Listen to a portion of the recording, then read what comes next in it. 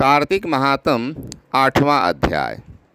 नारद जी ने कहा कि हे राजन, अब मैं कार्तिक मास के व्रत की उद्यापन विधि सम्यक प्रकार से वर्णन करता हूँ, उसे ध्यान देकर के सुनिए। व्रती को चाहिए कि कार्तिक मास में शुक्ल पक्ष की चतुर्दशी को व्रत के संपूर्ण फल प्राप्त्यर्थ और विष्णु भगवान की प्रसन्नता के लिए उद्यापन करे। तुलसी जी के ऊपर सुंदर 4 दरवाजे बनावे, वंदनावार तथा फूलों से सुसज्जित करे, चंवर से सुशोभित करके मंडप बनावे।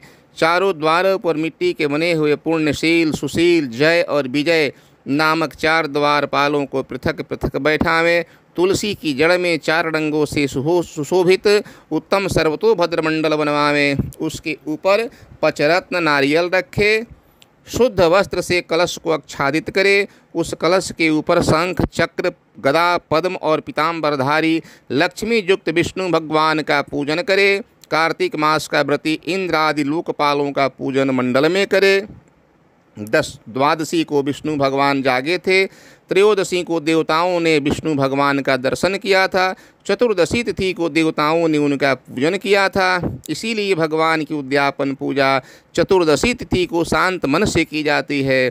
इस दिन संयम और शांत चित्त से व्रत भी करना चाहिए। अपने गुरु की आज्ञा अनुसार स्वर्ण की मूर्ति बना करके षोडशोपचार तथा विविध नैवेद्यादिकों से भगवान का पूजन करे। विविध प्रकार के मांगलिक गायन, वाद्य तथा कीर्तन करके उस रात्रि में जागरण करे। जो प्राणी श्रद्धापूर्वक भगवान का कीर्तन करते हैं, उन लोगों के 7 जन्म के एकत्रित पाप भी किए हुए नष्ट हो जाते हैं।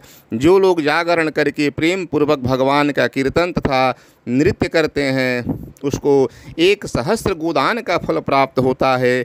जो प्राणी भगवान के सम्मुख नृत्य गान पूर्वक कौतुक करता है, उनके अनेक जन्मार्जित पातक तुरंत नष्ट हो जाते हैं। जो प्राणी विष्णु भगवान के सम्मुख नृत्य गीतादि कौतुक करता है, जागरण करता है तथा उनके चरित्रों का पाठ करता है, वह विष्णु भक्तों को प्रसन्न करता है। व्यर्थ की बातों को त्याग करके मुख से बांसुरी और बाजा बजाता है। इन भक्ति भावनाओं से युक्त जो मनुष्य रात्रि भर जागरण करता है, उसे करोड़ों तीर्थों के करने के समान पुण्यफल प्राप्त होता है। तदंतर पूर्णिमा को स्त्री सहित श्रेष्ठ 30 ब्राह्मणों को भोजन करावें या केवल एक ही श्रेष्ठ ब्राह्मण को सपत्नीक सामर्थ्य अनुसार पायस अन्न भोजन करावे, क्योंकि इसी दिन विष्णु भगवान ने भक्तों को वरदान दिया था और मत्स्य रूप धारण किया था। अतः इस तिथि को दान, हवन, जप आदि जो कुछ भी विष्णु भगवान के निमित्त होता है, वह अक्षय फल को देने वाला होता है।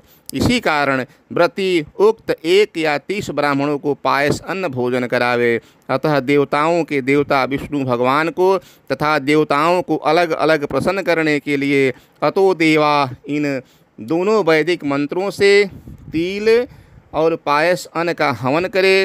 उन ब्राह्मणों को अपनी सामर्थ्य के अनुसार दक्षिणा दे, प्रणाम करे। पुनः विष्णु भगवान की पूजन करके अन्य देवताओं तथा तुलसी का पूजन करे। कपिला गौ का पूजन करे। कार्तिक व्रती सावधानी से करे।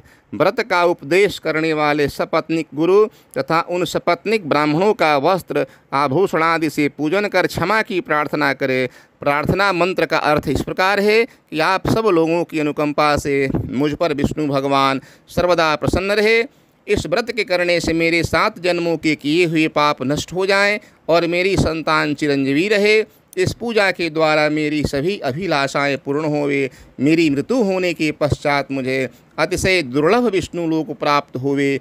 व्रत करने वाला इस प्रकार ब्राह्मणों से क्षमा की प्रार्थना करे, उनको प्रसन्न करके विदा करे। पूजा की उन संपूर्ण वस्तुओं को गौ के साथ गुरु को दे देवें। इसके पश्चात बंधुओं और मित्रों के साथ स्वयं भी भोजन करे। कार्तिक अथवा माघ मास के उद्यापन के नियम इसी प्रकार कहे गए हैं। इस प्रकार जो प्राणी विधान सहित कार्तिक मास का व्रत और उद्यापन करता है, वह पाप रहित होकर के मनोभिलषित कामनाओं को प्राप्त करता है। अंत में विष्णु लोक में निवास करता है। तीर्थों, दानों तथा सब व्रतों के करने से जो फल प्राप्त होते हैं, उनसे करोड़ गुना अधिक पुण्य फल विधि पूर्वक कार्तिक मास का व्रत करने से मिलता है।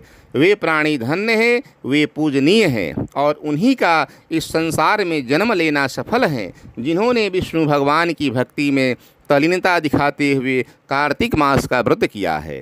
कार्तिक मास का व्रत करने वाले के पुण्य भय से, उनके समस्त पुण्य फल से उसके समस्त पाप कांपते हुए नजर आते हैं और इधर उधर भागने लगते हैं और कहते हैं कि अब हमारा जाना कहाँ होगा। इस कार्तिक मास के व्रत के विधान को जो भक्ति पूर्वक सुनता है या वैष्णवों के सम्मुख सुनाता है, ये दोनों इस व्रत द्वारा, इस व्रत से प्राप्त होने वाले पाप नाशक सभी फल प्राप्त करते हैं। प्रेम से बोली श्री विष्णु भगवान की जय।